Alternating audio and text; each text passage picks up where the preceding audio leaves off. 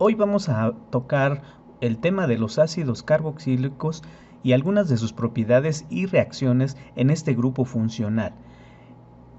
El grupo carboxilo y el grupo carbonilo son dos de los grupos que están inmiscuidos en este tipo de compuestos orgánicos. Aclaro que solamente vamos a ver las reacciones de tipo SN y algunas de sus propiedades. No podemos ver todas, pero se pueden obtener algunas de las reacciones que en verdad son importantes para este grupo funcional. Algunas de sus propiedades principalmente están encaminadas a que este tipo de compuestos pueden dar diversos derivados relacionados con ellos. Pertenecen a los derivados de acilo. Ahí podemos observar en este caso que el grupo carboxilo está constituido por un grupo carbonilo y una derivación de un grupo hidroxilo pegado al carbono. En especial en este grupo existen ácidos saturados e insaturados. Algunos se derivan principalmente de los alcanos y otros de los grupos aromáticos, íntimamente relacionados en forma estructural con algunas de los grupos funcionales importantes como las cetonas y como los alcoholes, por tener propiedades estructurales comunes.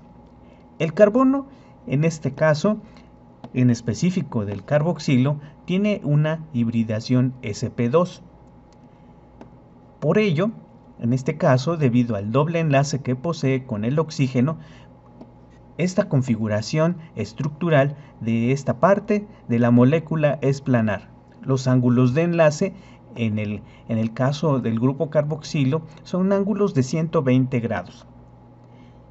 Aquí, en este caso, este grupo funcional es importantísimo porque es bastante soluble en agua debido a que puede hacer puentes de hidrógeno. Ahí observamos los centros de carga que están dirigidos principalmente a los dos oxígenos que en él contienen. Ahí tenemos también, en este caso, las cargas parciales que posee la molécula. Observa bien cómo hay deltas negativas y deltas positivas. La delta negativa está constituido entre cada uno de los oxígenos que posee este grupo funcional. La delta positiva está relacionado con el carbono que está situado ahí en el centro y que tiene la hibridación, repetimos, de tipo sp2. Podemos decir entonces que el grupo carboxilo tiene la capacidad de tener en la molécula un protón, y el protón, ese hidrogenión, es importante para que se pueda ceder en una reacción ácido-base. Aquí podemos observar que ese hidrógeno puede ser cedido al agua. Por lo tanto, en una reacción ácido-base, los ácidos carboxílicos se derivan, en este caso, de los ácidos débiles.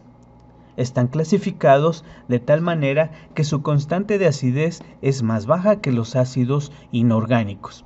En este caso, los oxiácidos también tienen una capacidad bastante alta de tener una constante de acidez. Por lo tanto, observamos que las propiedades físico-químicas del grupo funcional y, en este caso, de las cargas que posee, las cuales se están formando a partir de la donación de ese hidrogenión, provocan que exista una resonancia altamente marcada en el grupo carboxilo. La resonancia, y además de otras propiedades, dan origen a lo que son las reacciones generales de los ácidos carboxílicos. Aquí podemos observar que un ácido carboxílico se puede desprotonar, como lo vimos hace un momento, y esa desprotonación va a provocar que se formen diferentes compuestos, como los carboxilatos.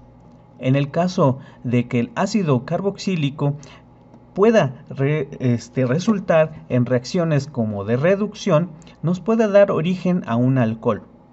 En el caso de que exista una descarboxilación del grupo carboxilo, nos puede dar como producto final dióxido de carbono más un compuesto que está sustituido. Ahí la X nos indica un grupo elemental perteneciente al grupo de los halógenos. En este caso puede ser bromo, cloro o yodo. Hay dos tipos de mecanismos de reacción fundamentales que se realizan en el grupo carboxilo. La sustitución nucleofílica en el acilo, que nos provoca la formación de un cloruro de acilo. Para el caso del ácido carboxílico, también podemos tener una sustitución de tipo alfa en el carbono vecino. Tales aspectos son importantes para tomar en cuenta.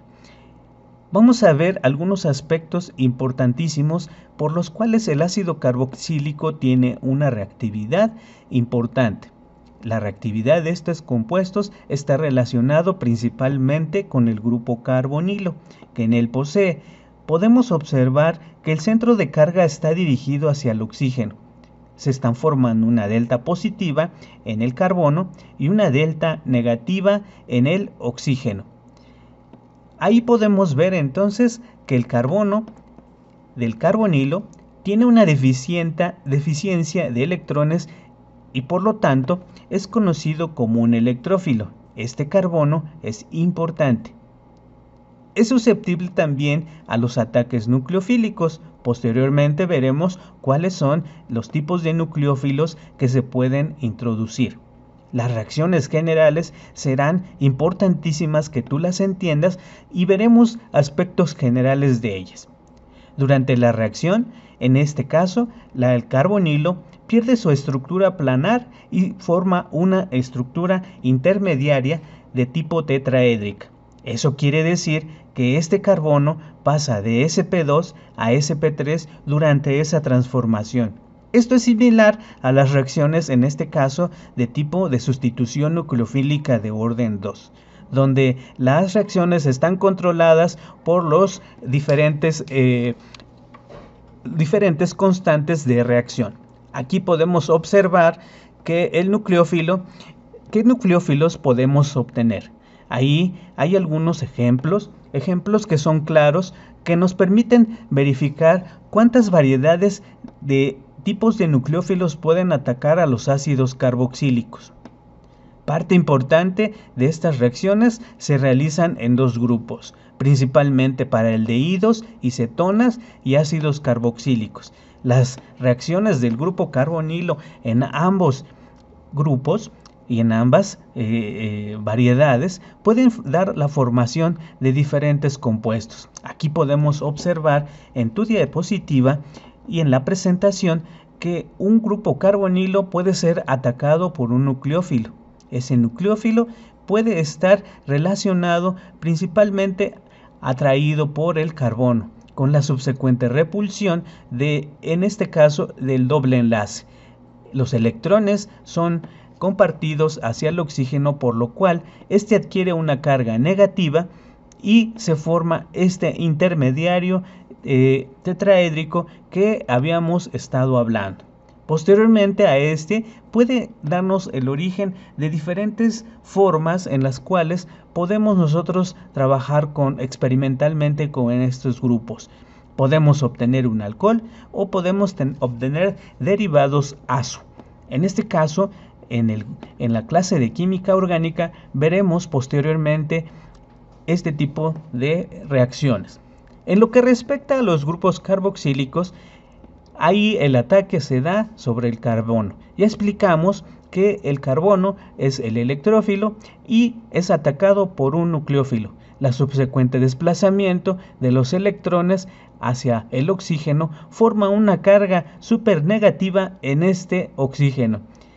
Acto seguido, el intermediario que tiene una configuración tetraédrica tiende a desplazar, en este caso compartir los electrones del oxígeno hacia el carbono, con la subsecuente salida del grupo, en este caso está marcado como Y, como si fuera un compuesto, o puede ser algunos de los grupos salientes que tenemos a continuación. Un metoxilo puede ser un grupo amino de tipo primario, secundario o terciario.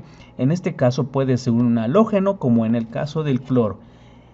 Y entonces sale, y en este caso el grupo saliente adquiere una carga súper negativa, por lo cual se forman varios de los derivados que están relacionados con este tipo de reacción para los ácidos carboxílicos.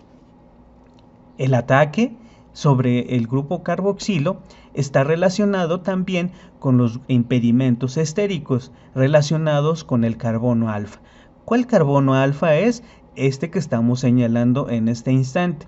Los grupos de impedimento estérico reaccionan con mayor facilidad, en este caso, cuando los grupos son pequeños. Podemos nosotros observar que a medida que en este caso R tiene un grupo en el grupo alfa, en este caso en el carbono que está situado ahí, y se va relacionando con los hidrógenos que se van en este caso sustituyendo por grupos R más pequeños, en este caso hasta llegar al hidrógeno, podemos nosotros observar que la reactividad en este caso de los ácidos carboxílicos es mayor.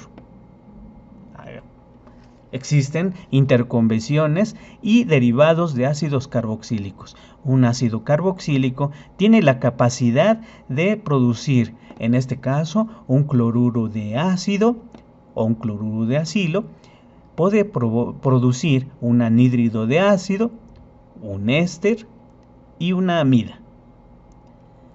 Al igual, las interconversiones de estos derivados de los ácidos carboxílicos se da con mayor rapidez o menor rapidez hacia su formación. Es más reactivo un cloruro de ácido que un anhídrido de ácido. Es más reactivo un anhídrido de ácido que un éster, y así sucesivamente relacionado con la amida. La formación a partir del cloruro de ácido para formar un anhídrido de ácido es más fácil que para la formación de un éster o para la formación de una amida. Así también, de la misma forma, el anhídrido de ácido te puede formar un éster y también puede dar origen a una amida. El éster también puede formar una amida, por lo cual cada una de estas reacciones es importantísima que las estudies de manera que tú puedas emplear adecuadamente cómo son las propiedades de estos ácidos carboxílicos. Te agradezco tu intervención en este tema. Gracias.